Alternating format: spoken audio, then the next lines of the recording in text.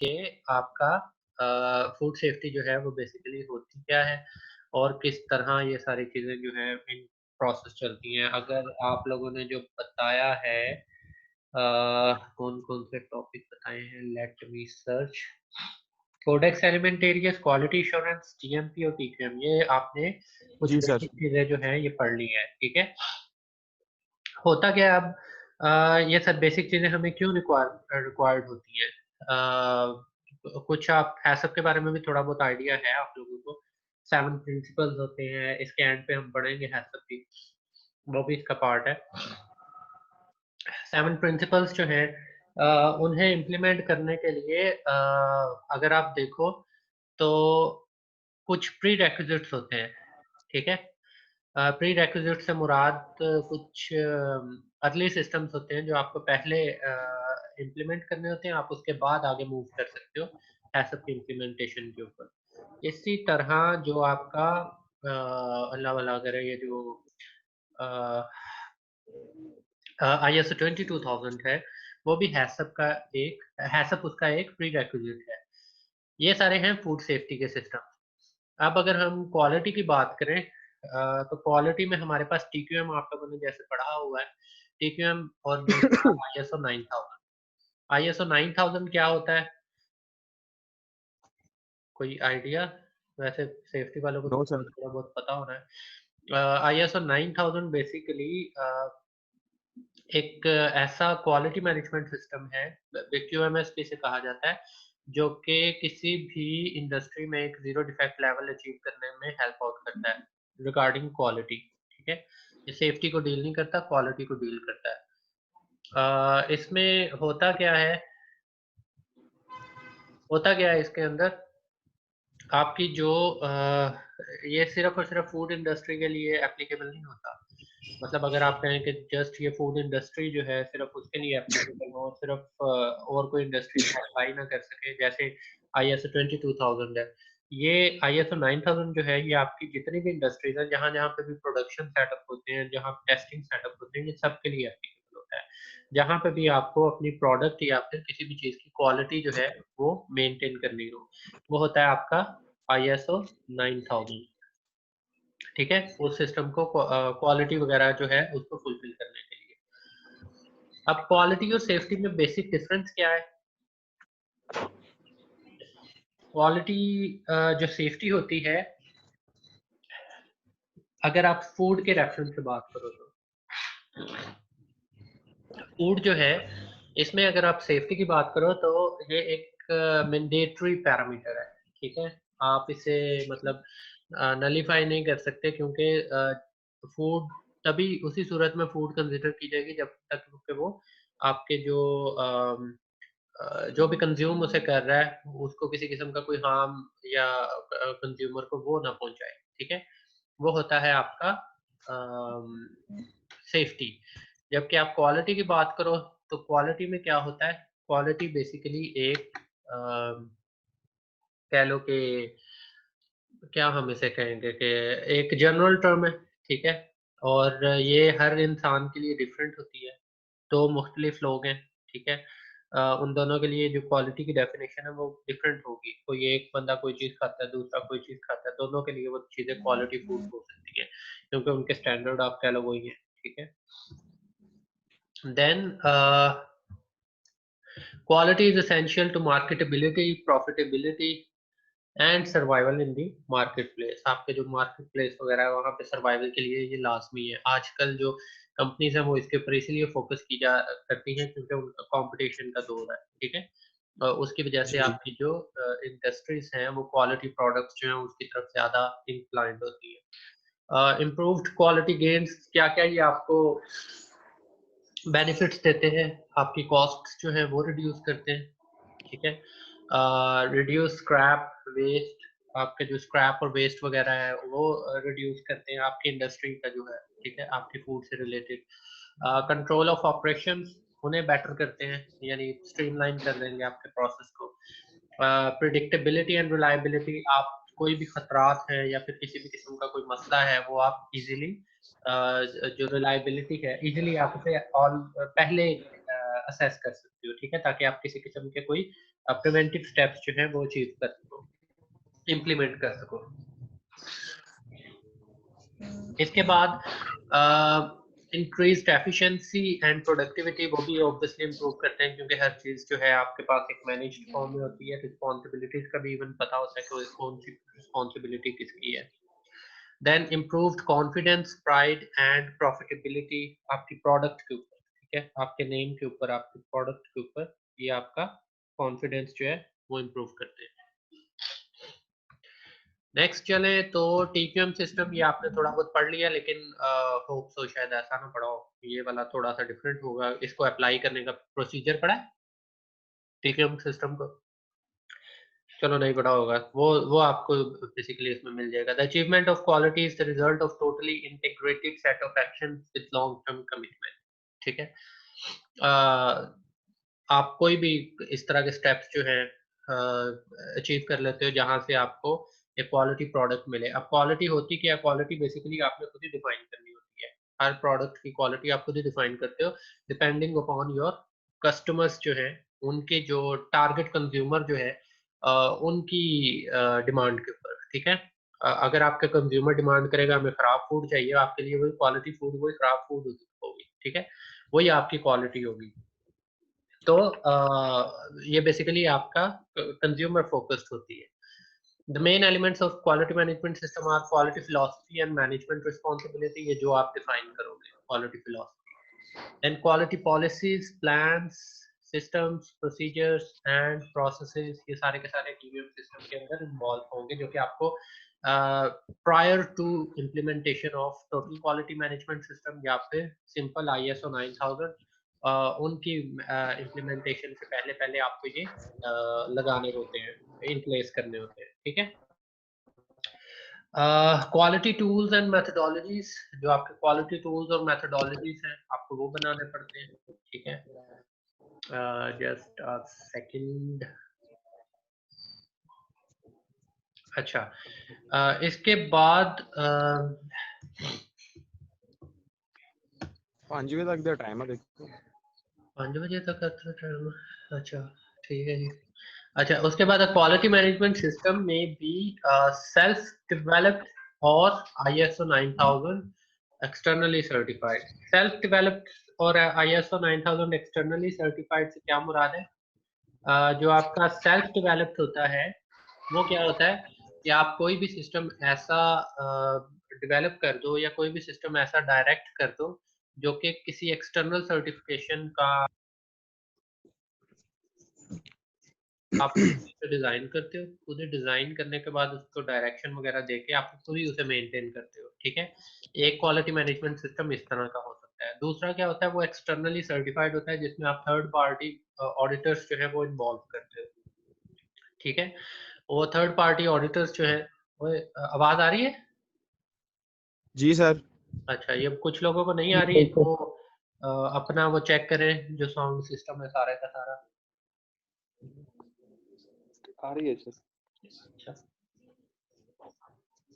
अच्छा, आपके ना शायद शायद मुझे ना ये मैं आप लोगों को ये लेक्चर जो है ना एक YouTube जी चैनल आज हमारी ट्रेनिंग थी तो उसमें वो बता रहे थे कि आप लोगों ने ना हर टीचर का एक YouTube चैनल भी होगा, कुछ टीचर्स ने कर भी दिए, तो वो वहाँ पे अपलोड कर देंगे। जिससे आवाज़ नहीं आती है, जो सुन नहीं ना सका उसे हम वहाँ पे वो वहाँ पे जाके भी बाद में देख सकते हैं, या मर्जी है, ओके ठीक है। ये रिकॉर्डिंग मेरे पास भी पड़ी होगी, किसी को इंडिविजुअली भी चाहिए होगी तो वो भी ले लेना हमेशा, ठीक है। ठीक है सर। अच्छा, उसके बाद सेल्फ, ये आपका बेसिकली सेल्फ डेवलप्ड है। अगर आपने एक्सटर्नली या थर्ड पार्टी ऑडिटिंग फर्म्स जो है वो बीच में ऐड की तो उसके लिए आपको एक्सटर्नल सर्टिफिकेशन जो है वो आप ऑब्वियसली डिमांड कर रहे हो, तो तब आप उन्हें ऐड कर रहे हो। उसके लिए मतलब फीस वगैरह भी होती है और रिसोर्सेज आपको मैनेज करने पड़ते हैं। तो ये सारे जो होते हैं ये आपके किस लिए होते हैं? ISO 9000 के। तो पहले TQM सिस्टम को एक सर ये ऐसी होगा जैसे हाँ हाँ, सर ये ऐसी है जैसे पेप्सी पंजाब बेवरेजेस क्या कहते हैं AIB का ऑडिट करवाती है। वो थर्ड पार्टी ऑडिटिंग फर्म है, हाँ जी। हाँ लेकिन जी। उसको समझने के लिए ना आपको आप ऐसे समझ लो कि समटाइम्स क्या होता है, आपके अपने स्टैंडर्ड है, ठीक है। आपने एक फ्रेंचाइज बनाई है फॉर एग्जांपल, आपकी जी है एबीसी फ्राइड चिकन, ठीक है। आपने ये बनाया, आपका जो फ्राइड चिकन है वो ज्यादा चल गया है। अब आप क्या करते हो, आप कहते हो मैं सारी फ्रेंचाइजेस खुद तो हैंडल नहीं कर सकता, ठीक है। तो जी आप क्या कहते हो, आप अपने बिजनेस को बढ़ाने के लिए लोगों को कहते हो मैं फ्रेंचाइजेस सेल कर रहा हूँ, जिसने जहाँ पे बनानी है ना मेरा नाम यूज करके बना लो। मैं आप उसके साथ कुछ वो जी बिजनेस वगैरह जो है एग्रीमेंट्स वगैरह जो है वो साइन कर लेते हो, ठीक है। तो उसमें क्या होता है, सही। उसमें आप काम ये करते हो कि वो जब एक दफा या पीछे पीछे पीछे अच्छा जब आपने एक दफा वो फ्रेंचाइजी सेल कर दी, तो आप थर्ड पार्टी ऑडिटिंग फर्म्स जो है उन्हें हायर करते हो। वो आपको एक सिस्टम बना के देती हैं आपकी रिक्वायरमेंट्स के हिसाब से, क्योंकि आपको अपने नाम खराब होने का डर होता है कि ये लोग मेरा नाम यूज जी करके गलत प्रोडक्ट जो है वो सेल करेंगे या दो नंबरी करेंगे।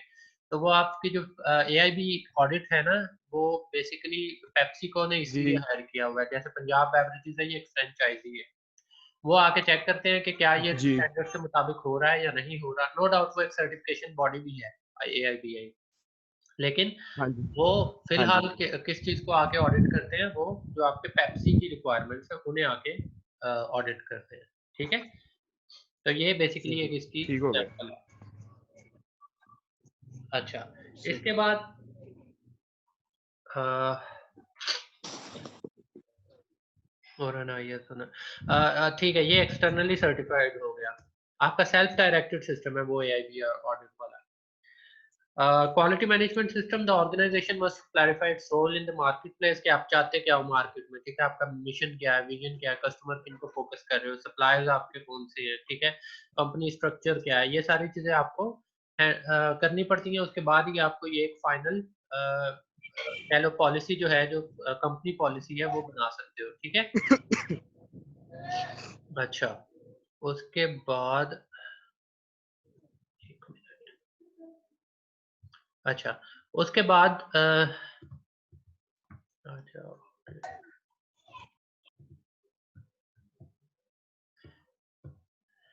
ये एक 7 स्टेप टीक्यूएम मॉडल है, ठीक है। ये जब आपने किसी इंडस्ट्री के ऊपर अप्लाई करना है तो करना किस तरह से, ठीक है। सबसे पहले आपको एक टीक्यूएम एनवायरनमेंट बनाना पड़ता है। एनवायरनमेंट से मुराद क्या है कि आपको पहले डिफाइन करना पड़ेगा कि आपका मकसद क्या है इसे लेके, ठीक है। आप क्या किन चीजों को हाईलाइट करना चाहते हो, आप किन चीजों के ऊपर काम करना चाहते हो। आपको गैप एनालिसिस करना पड़ता है, ठीक है। गैप एनालिसिस क्या होता है कि आपके पास कौन सी चीजें इन प्लेस हैं और कौन सी आगे रिक्वायर्ड है। ये सारी चीजें जो है आपको मैनेजमेंट के स्टेप के अंदर करनी पड़ती है। देन मिशन, मिशन में सप्लायर कस्टमर मैनेजमेंट नीड्स वगैरह रिक्वायरमेंट्स वगैरह जो है वो असाइन कर देते हो कि ठीक है जी इनमें ये फ्लॉज हैं और आपको ये जो काम है ये रिक्वायर्ड है, ठीक है। ये आपके पास एक असाइन होगी, जॉब्स असाइन होगी कि आपको ये काम करना है। देन प्रोसेसेस, प्रोसेसेस बनाते हो कि ये जो मिशन आपने बनाए हैं इनको पूरा करने के लिए किस किस प्रोसेस के या किस किस प्रोसीजर जो है उसकी जरूरत होगी। ये आपका सारा काम जो होगा ये प्रोसेसेस में होगा। देन प्रोजेक्ट्स, आप इंडिविजुअली हर किसी को उसकी रिस्पॉन्सिबिलिटी जो है वो असाइन कर देते हो। ये आसान अल्फाज में बता रहा हूँ, ये आप लोगों ने पहले पढ़ा हुआ है। Continuous improvement, establish improvement opportunities, जहां जहां पे आपको फ्लॉ को लग रहा है आप उसे किस तरह इम्प्रूव करते हो, ठीक है, क्योंकि there is always room for improvement. तो आप वहां पे कॉन्टिन्यूस इम्प्रूवमेंट वाले सर्कल में चलते हो ताकि अगर कहीं पे भी किसी भी वक्त पे कोई फ्लॉ निकलता है तो आप उसे हैंडल कर सको और उसे अपॉर्चुनिटी के तौर पे लो। एंड इन द एंड आप इवैल्यूएट कर लेते हो कि आपका जो ऑडिट के थ्रू होती है ये वैल्यूएशन, आप चेक कर लेते हो कि जो सी चीजें आपने इन प्लेस की हैं या इम्प्लीमेंट की हैं क्या वो वाकई ही इन प्लेस हैं या फिर जस्ट कागजी हद तक है। और in the end review and revision वो जब भी वो हमेशा तब होती है जब किसी किस्म की कोई चेंजिंग होती है या फिर कोई फ्लॉ आपको नजर आता है, तब आप रिवीजन वाली साइड पे जाते हो। अच्छा, वो टीक्यूएम था, उसमें आपको किसी किस्म की जो एक्सटर्नल सर्टिफिकेशन की ज़रूरत नहीं होती। आपने खुद ही अपना जो सिस्टम जो है वो एस्टैब्लिश किया, आप उसे मेंटेन कर लेते हो। अब उसी सिस्टम को अगर आपने क्या करना है, एक एक्सटर्नल सर्टिफिकेशन की तरफ लेके जाना है, आपने अपनी प्रोडक्ट जो है उसे मार्केट करना है, ठीक है, इंटरनेशनल लेवल के ऊपर। तो फिर आप क्या करते हो, फिर आप ISO 9000 के स्टैंडर्ड्स की तरफ जाते हो। ISO 9000 क्या है? International Organization for Standardization. ये बेसिकली इसकी एब्रिविएशन है, जो अक्सर लोग बाद का तो गलत पढ़ देते हैं, इंटरनेशनल स्टैंडर्ड ऑर्गेनाइजेशन बोल देते हैं, लेकिन ये इसकी ISO जो है इसकी एब्रिविएशन है International Organization for Standardization. Technical committee है बेसिकली 1979 में बनाई गई थी ये, ठीक है। WHO के अंडर ये सारे स्टैंडर्ड्स वगैरह जो है वो बनाए गए थे। जितने भी आपकी बेसिकली ये UN के नीचे कमेटीज वगैरह बनाई होती हैं इन्होंने, उसके अंडर ये आपका कमेटीज जो है उन्हें प्रोड्यूस किया गया था। देन ISO 9000 ये स्टैंडर्ड्स किन के ऊपर बेस करते हैं? अमेरिकन नेशनल स्टैंडर्ड्स इंस्टीट्यूट, इन्हें आंसी भी बोलते हो, सुना होगा ये आप लोगों ने पहले काफी, ठीक है। आंसी काफी मशहूर इंस्टीट्यूट है, स्टैंडर्ड्स के हवाले से स्टैंडर्ड्स प्रोड्यूस करता है। Then American Society for Quality Control ASQC, इसके जो स्टैंडर्ड्स हैं रेड 1.15, और ब्रिटिश स्टैंडर्ड 5750, ये भी फीड फूड सॉरी क्वालिटी से रिलेटेड बेसिकली ये भी स्टैंडर्ड है। उन्होंने क्या किया, उन्होंने देखा कि यहाँ पे जो प्रोडक्ट्स हैं उनकी क्वालिटी के ऊपर काफी फोकस किया जाता है और उसको ड्यू वेटेज दिया जाता है, मतलब सिस्टम उन्होंने एक एस्टैब्लिश किया हुआ है। तो ISO ने, टेक्निकल कमेटी ने इनके स्टैंडर्ड्स लेके उन्हें मर्ज करके ISO 9000 के आपके स्टैंडर्ड्स जो है वो प्रोड्यूस किए थे। अच्छा, ये आ गया है क्या, ये provides guidelines to structure and implement an effective quality management system. वो किसी भी प्रोडक्ट के लिए हो सकता है, लाजमी नहीं है वो किसी फूड प्रोडक्ट के लिए ही होना है, हो सकता है वो किसी आपकी फार्मास्यूटिकल के लिए हो सकता है वो टेक्सटाइल के लिए हो सकता है वो किसी फीड के लिए हो सकता है एग्रीकल्चर फर्म के लिए हो, ठीक है। ये सारा का सारा मैकेनिकल पार्ट्स के लिए हो, ठीक है। ये सारे का सारा आपका क्वालिटी जो मेंटेन करने का प्रोसीजर है वो आपका ISO 9000 के थ्रू हैंडल किया जाता है। होता क्या है, अब ये considered as a set of minimum quality system requirement, जो आपका मिनिमम क्वालिटी सिस्टम रिक्वायरमेंट है उसके तौर पे से लिया जाता है, और प्रोडक्ट स्पेसिफिकेशन स्टैंडर्ड के तौर पे नहीं लिया जाता। अब इसका क्या मतलब है, ये चीज थोड़ी देखने वाली होगी। जो आपका मिनिमम क्वालिटी स्टैंडर्ड है उसका मतलब ये है कि अ, ये कोई बैरियर नहीं है, ठीक है। ये एक ओपन आप कह लो स्टैंडर्ड है, जो कि किसी भी कंट्री के लिए एक मिनिमम स्टैंडर्ड कंसीडर किया जाता है कि ये क्वालिटी है, उससे नीचे जाओगे तो वो प्रोडक्ट अपनी डेफिनेशन को फुलफिल ही नहीं करेगा। और ये कभी भी प्रोडक्ट स्पेसिफिकेशन स्टैंडर्ड नहीं देते। स्पेसिफिकेशन स्टैंडर्ड से मुराद क्या है कि आप इसमें CMC डालें, ठीक है। अगर आपने किसी चीज़ की थिकनेस जो है वो अचीव करनी है या स्पेसिफिक एक विस्कोसिटी अचीव करनी है, तो यहाँ पे सिंपली ये लिखा होगा कि उसकी विस्कोसिटी इतनी होगी या उसकी थिकनेस इतनी होगी, ठीक है। आप ये नहीं अंदर लिखोगे कि इसके अंदर ये वाला केमिकल डाला जाए तो फिर इसकी थिकनेस इतनी अचीव होनी चाहिए, ठीक है। ये बेसिकली एक जनरल स्टैंडर्ड और प्रोडक्ट स्पेसिफिकेशन स्टैंडर्ड के अंदर डिफरेंस होता है। आपने ना क्वेश्चंस लिखे जाए, एंड पे आपको ये मैं करूंगा एंटरटेन। अच्छा, उसके बाद attempts to address the overall quality management system to improve the to improve and maintain the quality of the products and services। जो आपकी प्रोडक्ट क्वालिटी और सर्विसेज जो है उनको इम्प्रूव करने के लिए ISO 9000 जो है वो अपना रोल प्ले करता है। क्वालिटी और सर्विसेज वगैरह जितने भी मतलब आपके किसी भी प्रोडक्ट को क्वालिटी प्रोडक्ट कहने के लिए आपकी पॉलिसी के ऊपर फुलफिल कर रही है।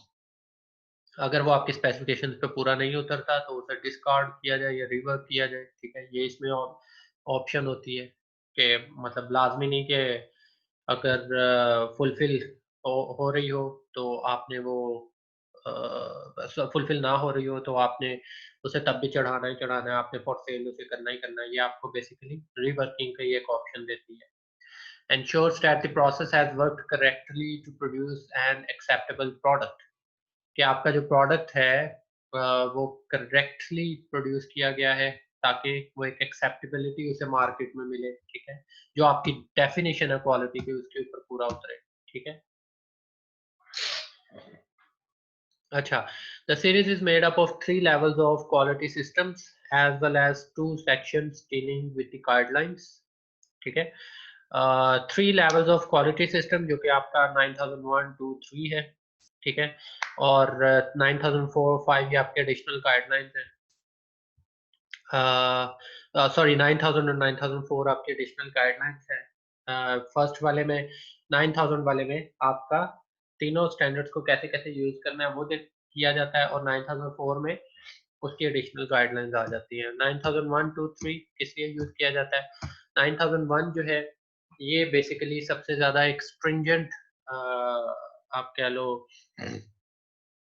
क्वालिटी सिस्टम है, जो कि आपके फ्रॉम क्या उसे कहेंगे, कंस्ट्रक्शन से लेके आपके एंड तक सर्विसिंग तक सारी चीजें कवर कर रहा है। जबकि आप 9002 की बात करो तो ये क्या होता है, ये आपके सिर्फ और सिर्फ प्रोडक्शन और प्रोसेसिंग जो है उसे कवर करता है।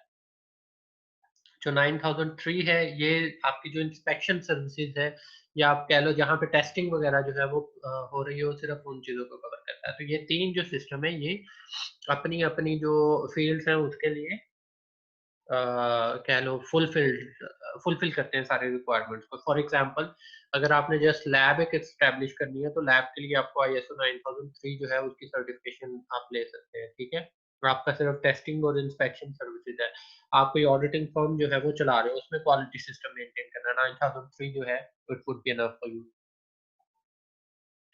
उसके बाद 9002 जो अगर आप सिर्फ प्रोसेसिंग कर रहे हो, आपका ना सप्लाइंग का कोई प्रोसेसिंग के अलावा आपका ना कंस्ट्रक्शन वगैरह ऑलरेडी हुई पड़ी है, हर चीज़ ऑलरेडी इन प्लेस है, तो आप 9002 की सर्टिफिकेशन ले सकते हो। जो अगर आपने स्टार्ट से कोई काम कर रहे हो, मतलब इंडस्ट्री अभी सोचा है और वहीं से आपने काम सर्टिफिकेशन का सोचा है, तो 9001 की तरफ आप जाते हो।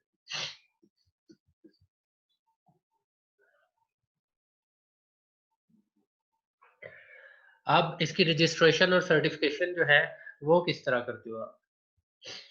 मुझे 2 मिनट दें, 1 मिनट।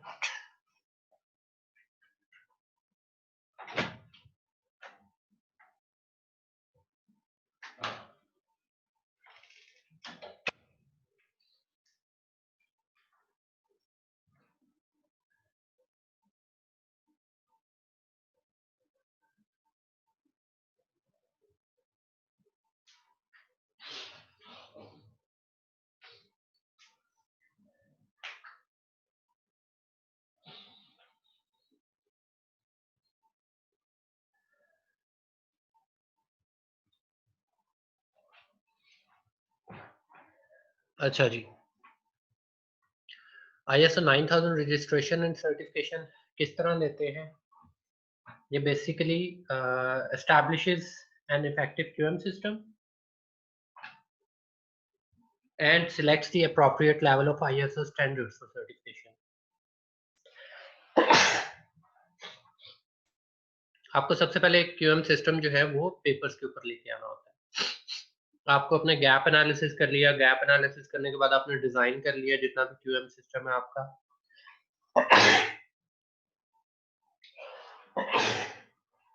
शुक्रिया।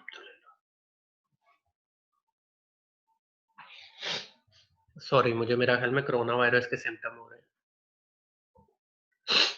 अच्छा, उसके बाद क्या होता है, ऑर्गेनाइजेशन जो है वो एक थर्ड पार्टी जो ऑडिटिंग सर्टिफिकेशन जो बिजनेस है उससे उसकी सर्विसेज लेता है, ठीक है, जिसे आप रजिस्ट्रार भी कहते हो।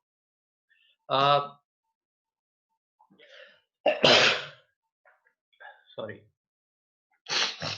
अच्छा, अप्रोप्रिएट लेवल आप वो डिसाइड कर लेते हो, वो अप्रोप्रिएट लेवल कौन सा होता है, जो आपका आप ISO 9001 की तरफ जाना चाह रहे हो, आप ISO 9002 की तरफ जाना चाह रहे हो, 3 की तरफ जाना चाह रहे हो, ये आपने इस लेवल के ऊपर डिफाइन करना है, या इस लेवल के ऊपर डिसाइड करना है कि आप किसकी तरफ जाओगे। उसके बाद क्या होता है, the organization prepares the requisite quality system documents. वो क्वालिटी सिस्टम डॉक्यूमेंट्स जो है वो इन प्लेस करते हैं, या फिर उसे आप कह लो आप उसे रेडी करते हो, ठीक है, क्वालिटी सिस्टम डॉक्यूमेंट्स को, और एक रजिस्ट्रार जो है उसे हायर कर लेते हो। रजिस्ट्रार क्या होता है, ये आपका थर्ड पार्टी ऑडिटिंग फर्म होती है। या आपका थर्ड पार्टी ऑडिटिंग बॉडी होती है, सर्टिफिकेशन बॉडी भी होती है ये समटाइम, जैसे ब्यूरो वेरिटास है, आपका इंटरटेक है, और यही काफ़ी है। यूके यूएसए वगैरह में जाएं तो मार्क्स एंड स्पेंसर भी आपका ये सर्विसेज प्रोवाइड करता है, बार्कलेस भी है, सर्टिफिकेशन बॉडी है। अच्छा, उसके बाद the registrar carries out preliminary evaluation followed by comprehensive on site audit, जिसे आप कैप एनालिसिस बोलते हो इन अदर वर्ड्स, ठीक है। वो बता देता है आपके ये फ्लॉज हैं, ठीक है, ये चीजें आपको कवर करने वाली हैं, ये रहती हैं। Then the quality system is monitored, और आप organization receives a certificate of registration in case आपने वो सारी की सारी जो रिक्वायरमेंट है वो फुलफिल कर ली, ठीक है। तो फिर आपको वो एक सर्टिफिकेशन जो है ISO 9000 की सर्टिफिकेशन बॉडी जो है वो आपको दे देगी। Then quality system is monitored for effectiveness on an ongoing basis, वो आपका कॉन्टिन्यूस एक सेटअप फिर उसके बाद स्टार्ट हो जाता है।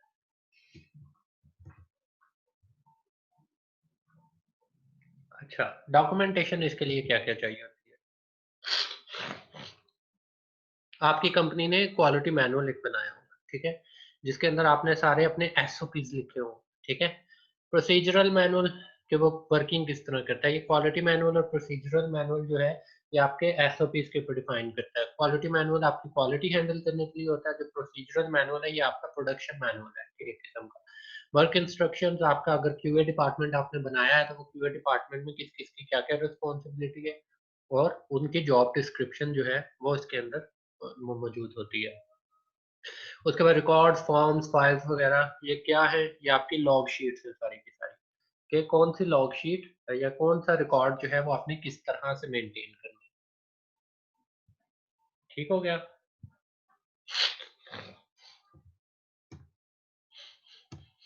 Quality audit, an essential and integral part of ISO 9000 certification process with the purpose to evaluate the effectiveness of the implemented quality system, कि आपका जो इफेक्टिवनेस है किसी भी क्वालिटी सिस्टम की उसे इवेल्युएट करते हैं, मतलब बीच में से जौन से भी फ्लॉज हैं या जहाँ जहाँ पे कोई मसले हैं वो सारे हाईलाइट कर देता है। And to assess the conformance to specified requirements, जो आपके स्पेसिफिक रिक्वायरमेंट्स हैं उससे कंप्लाई कर रही है आपकी जो मतलब सपोज आपकी क्वालिटी पॉलिसी है, आपने जो प्रोडक्ट बनाई है, क्वालिटी ऑडिट्स जो है ये डिफाइन करते हैं कि आपकी प्रोडक्ट और आपके जो रिक्वायरमेंट्स हैं वो दोनों आपस में मैच भी कर रहे हैं या नहीं। And then to identify the shortcomings in the system, system के अंदर जो शॉर्टकमिंग्स हैं जहाँ पे इम्प्रूवमेंट के चांसेस हैं उन्हें आइडेंटिफाई कर लिया जाता है। Then to identify the improvement, ठीक है ये हो गया। अच्छा, अब ये पहले लास्ट टाइम ये 2000 में रिवाइज हुआ था, अब इसकी जो लेटेस्ट रिवीजन है वो हुई है 2015 के अंदर, ठीक है। इन सब के साथ 2015 जो है वो अब लगता है। अगर 22,000 है ये हम नेक्स्ट लेक्चर में करेंगे। जो आपके क्वेश्चंस हैं वो बता दें हम। 6 मिनट और 4 सेकंड, 6 मिनट है हमारे पास पूरे। अच्छा सर, एक क्वेश्चन है। हाँ जी सर आपने शुरू में बताया था जब आप क्वालिटी की बता रहे थे कि जब हम क्वालिटी मेंटेन करते हैं तो उससे हमारी कॉस्ट जो है वो रिड्यूस हो जाती है, तो ये आप थोड़ा सा क्लियर कर दें कि किस तरह कॉस्ट हमारी मीन्स रिड्यूस होती है क्वालिटी के ऊपर। तो हमारे मीन्स के ज़्यादा इन्वेस्टमेंट लगा के क्वालिटी एक मेंटेन की जाती है, तो किस तरह हम कह सकते हैं कि कॉस्ट रिड्यूस हो रही है? अच्छा, इसमें ना 2 किस्म की पॉसिबिलिटीज हैं कि जिससे आप क्वालिटी जो है, अच्छा जिसने क्वेश्चन करना हो ना वो आप खुद ही अपने आप को अनम्यूट कर ले। जो क्वालिटी जो होती है ना, 2 किस्म की पॉसिबिलिटीज है जिसके अंदर क्वालिटी जो है वो इम्प्रूव हो सकती है। एक पॉसिबिलिटी ये है कि आपका जो आप कह लो कि सिस्टम है आप उसे स्ट्रीमलाइन कर देते हो, जो काम आपका हो सकता है 10 बंदे कर रहे हो वो काम दो बंदे भी कर सकते हैं, ठीक है। दूसरी चीज ये है आपका जो रिकॉल का जो प्रोसेस है उसे मेंटेन कर दिया जाता है। आपकी रिकॉल जो है क्वालिटी की वजह से जो प्रोडक्ट आपकी वापस आती है समटाइम वो नहीं आती, जिसकी वजह से जो कॉस्ट आपकी उससे बढ़ती है वो खत्म हो जाती है। तो आपकी अल्टीमेटली जो क्वालिटी की ओवरऑल जो आपकी कॉस्ट है वो कम आ जाती है, क्योंकि आपकी प्रोडक्ट किसी को रिकॉल नहीं करनी पड़ रही, ठीक है। तो इस वजह से आपका जो कॉस्ट है वो रिड्यूस्ड कॉस्ट जो है वो इसका एक इफेक्ट है। ठीक है, समझ आ गई? Thank you sir. Okay sir, thank you. नहीं समझ आई तो फिर भी बता देना। और नहीं कोई नहीं सर, क्लियर हो गया सर, थैंक यू। और कोई सवाल? यस सर, एक क्वेश्चन था। जी ये जो 9000 एक कोड दिया गया है, ये किस बेस पे दिया जाता है 9000 ये कोड? लिटरली ये चीज मुझे भी नहीं पता। आईएसओ ये बेसिकली ना इनके बहुत सारे स्टैंडर्ड्स हैं। आईएसओ 22000, 9000, 45000, 14000, ठीक है, ये सारे के सारे इन्होंने स्टैंडर्ड्स के नेम दिए हुए हैं। लेकिन ये आप कह लो कि एक किस्म के इनके प्रोडक्ट क्वालिटी स्टैंडर्ड है। ये नंबरिंग भी शायद इस वजह से इन्होंने इस तरह की हो। अलबत्ता जो सेकंड इसका है कि 2000 जिसमें लिखा होता है, 2015 लिखा होता है, 18 लिखा होता है, वो इनकी जब जब रिवीजन होती है वो तब तब का होता है। ठीक है सर।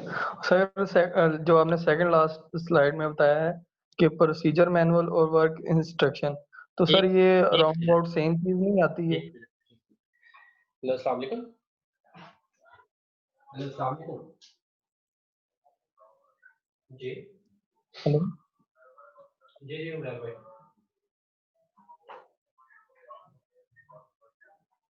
अच्छा, आगे चले, मैं एक ऑनलाइन क्लास करके मैं फिर उनसे कुछ सीसीटीवी का देख देख लेता हूँ footage। मैं तकरीबन हाफ एन आवर तक हो जाऊंगा इंशाल्लाह। ठीक हो गया, ठीक है, ठीक है, ओके। सॉरी बच्चों, इम्पोर्टेंट कॉल थी। हाँ जी, क्या आप कह रहे थे? प्रोसीजरल मैनुअल और वर्क इंस्ट्रक्शन सेम होता है? सर दोनों ये सेम नहीं, राउंड दोनों सेम नहीं होते। जो प्रोसीजर्स मैनुअल होता है ना, जो प्रोसीजर्स होते हैं, प्रोसीजर्स का मतलब ये होता है कि जो आपके प्रोडक्शन का कोई वे हो या आपके स्टैंडर्ड ऑपरेटिंग प्रोसीजर्स जो होते हैं इंडस्ट्री के, वो किसी एक स्पेसिफिक बंदे को लेके नहीं किए होते। जो वर्क इंस्ट्रक्शन है वो होते हैं आपके जॉब डिस्क्रिप्शन कि किसी भी स्पेसिफिक एक सीट के लिए कि प्रोडक्शन मैनेजर का ये काम है, वो उनके हिसाब से दिए होते हैं।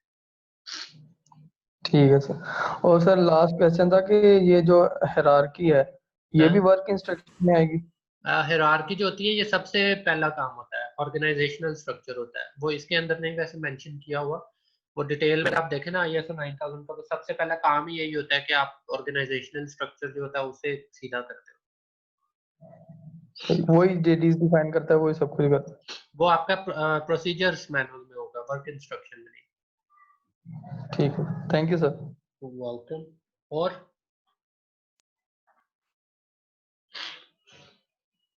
खत्म? कोई सवाल नहीं? जी सर, खत्म। जी सर खत्म। ओके जी, फिर okay sir attendance. Attendance good ये मेरे पास रिकॉर्डिंग में भी आ गए नहीं जितने भी हैं। यार इनकी अटेंडेंस पकड़ लो, जो जो भी है। यार कौन है? असजद है? जी सर। जब पार्टिसिपेंट की स्क्रीनशॉट ले लें, बस अटेंडेंस हो जाएगी। पकड़ लो यार ठीक है स्क्रीनशॉट वगैरह।